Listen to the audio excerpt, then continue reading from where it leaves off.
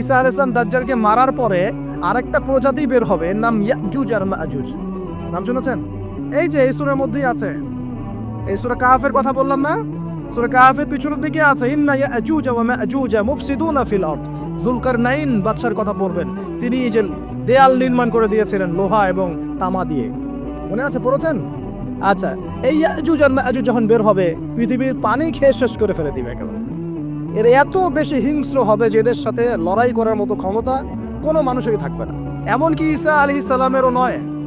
ঈসা আলাইহিস সালাম তুর পাহাড়ে চলে যাবেন মুসলিমদেরকে নিয়ে, তুর পাহাড়ের ভিতরে মুসলিমরা সেখানে লুকিয়ে থাকবে, পৃথিবীর মেসাকার অবস্থা হয়ে যাবে, পৃথিবীর পানি খেয়ে শেষ করে ফেলে দিবে হিংস্র প্রজাতি। তখন ঈসা আলাইহিস সালাম আল্লাহর কাছে দোয়া করবেন, আল্লাহ এই বিভৎস জাতিকে ধ্বংস করো। আল্লাহ রাব্বুল আলামিন তখন ওই ইয়াজুজ আর মাজুজের এই কাঁধে, ঠিক কাঁধের মাঝখানে একটা ভাইরাস জন্ম দিবেন। কি জন্ম দিবেন? ওই যে বলি না মহামারীর ভাইরাস, অমুক ভাইরাস তমুক ভাইরাস, এই ভাইরাস আরও সামনে আছে বাকি এখন। ওই ভাইরাসে, ওই পোকায়, ওই ব্যাকটেরিয়া বা যেটাই হোক আল্লাহ পাক যাই দিবেন, এতে করে ইয়াজুজ আর মাজুজের পুরো প্রজাতি ধপ ধপ করে মারা যাবে। মানে এটা ছোঁয়াচে রোগ হবে। কি রোগ হবে? ছোঁয়াচে। ঠিক যেমন আমরা একটু করোনা দেখলাম না, একজন থেকে আরেকজন, একজন থেকে আরেকজন, এরকম জিনিস চলবে আরো বিশ্বে। আর এখনকার নতুন রিসার্চ হচ্ছে ওই সাইবেরিয়া অঞ্চলের যে বরফগুলো আছে না, ওর নিচে এই 1 লাখ বছর, 1.5 লাখ বছর, 2 লাখ বছর আগের ভাইরাসগুলো নতুন করে জায়গা শুরু করেছে। হ্যাঁ, এগুলো বিজ্ঞানীরা বলছেন যে এগুলো আবার কোন দিন জানি পৃথিবীতে আত্মপ্রকাশ করা শুরু হয়। সবকিছুই ঘটবে। বিশ্বটার খুব রহস্য আছে, বিশ্বটার অনেক রহস্য আছে। আল্লাহ পাক এগুলো খেলার ছলে সৃষ্টি করেন নাই, পরীক্ষা। লিয়াবলুয়াকুম আইয়ুকুম আহসানু আমালা, আল্লাহ পাক বলেছেন। এরপরে ইয়াজুজ আর মাজুজের সব প্রজাতি মারা যাবে। নবীজি বলছেন জমিনে কোনো জায়গায় ফাঁকা থাকবে না, সমস্ত জায়গাতেই ওদের দেহ পড়ে থাকবে। আল্লাহু আকবার। এরপরে ঈসা আলাইহিস সালাম আল্লাহকে বলবেন, আল্লাহ জমিনটাকে পবিত্র করে দাও। আল্লাহ পাক কি করবেন জানেন?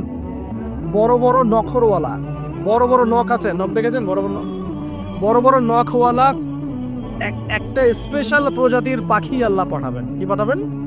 পাখি। এটা কোন পাখি, কি নাম আমরা জানি না। ঠিক এরকম করে এই এক শ্রেণীর পাখি আল্লাহ পাঠাবেন যাদের নখগুলো খুব বড় বড় হবে, বিশাল বিশাল নখ। এই নখগুলো দিয়ে তারা দেহগুলোকে উঠাবে, উঠিয়ে নিয়ে কোথায় যে ফেলে দিবে আল্লাহ ভালো জানেন। সুবহানাল্লাহ, আল্লাহু আকবার। আল্লাহ পাক বিশ্বে কত কি বাকি রেখেছেন এখন। এরপরে আল্লাহ পাক কি করবেন জানেন? আল্লাহ পাক বৃষ্টি বর্ষণ করবেন। এত বেশি বৃষ্টি হবে, এত বৃষ্টি হবে, জমিন ধুয়ে পরিষ্কার হয়ে যাবে। হাদিসে আসছে জমিন একদম চকচক করবে, জমিটা পরিষ্কার হয়ে চকচক করতে থাকবে। এরপরে, কারণ এই ভাইরাস তো ধুইতে হবে না, ভাইরাসকে ধুয়ে সাফ করতে হবে। তারপরে ঈসা আলাইহিস সালামের সময়ে বলা হচ্ছে, তার সময়ে একটা ডালিম, ডালিম দেখেছেন কিনা? আনার ডালিম, এই ডালিমের যে খোসা হয় না, এই ডালিমের খোসার নিচে একটা পুরো পরিবার আশ্রয় নিতে পারবে। কি বুঝলেন? এত বড় বড় ফল হবে, এত বরকত হবে জমিনের মধ্যে। কখন বরকত হয়? যখন একটা জনপদের অধিবাসীরা আল্লাহর সামনে আত্মসমর্পণ করে, তখন আল্লাহ বরকত দেন। আমরা কি আত্মসমর্পণ করছি?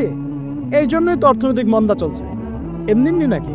সুদ খাচ্ছেন, দিব্যি ঘুষ খাচ্ছেন, দুর্নীতি করছেন, জেনা করছেন, মানুষের সম্পদ আত্মসাৎ করছেন, মাপে কম দিচ্ছেন, আবার নামাজও পড়ছেন, মাশাআল্লাহ। তো বরকত কোত্থেকে আসবে?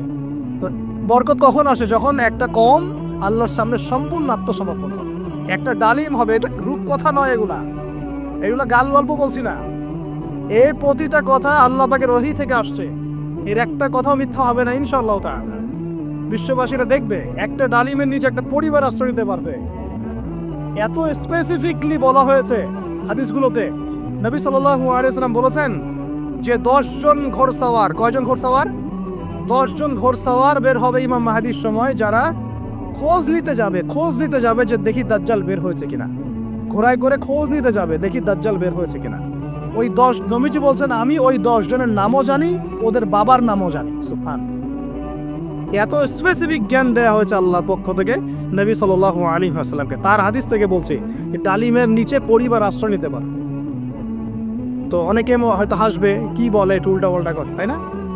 নাস্তিকরা মনে করতে পারে যে হাসবে, আরে হাহারি এক দিয়ে রেখে দেবে।